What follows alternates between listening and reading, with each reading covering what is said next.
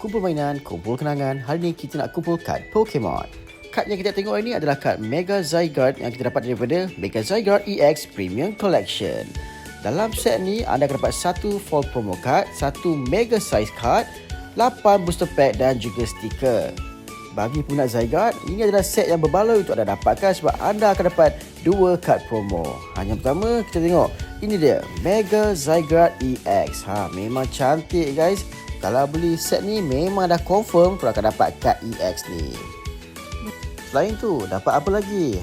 Stiker Mega Zygarde pun ada. Bolehlah buat tampal dekat trading card album. Nice juga ni. Stiker dia bentuk petak dan warna hitam. Okey, seterusnya jom tengok berapa booster pack yang ada dalam set ni.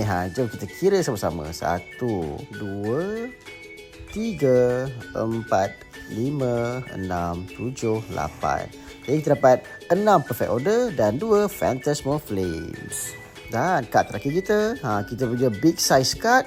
Kita dapat kad yang sama seperti kad promo tadi, iaitu Mega Zygarde EX. Ini dia, kita pusing slow motion sikit guys. Nice. Dari segi design dia memang ikut sama macam kad EX yang kita dapat tadi. Cuma ini size dia lebih besar. Dan material dia berbeza sikit. Jadi korang boleh nampak lah ada efek ataupun elemen 3D pada kad ini. Rasanya ini kalis air ni. Jadi overall, bagi peminat Mega Zygarde ni, ini adalah set yang berbaloi untuk korang dapatkan. Daripada yang sama, boleh dapat 8 booster pack tambahan untuk korang kelengkapkan koleksi korang. Memang terbaik.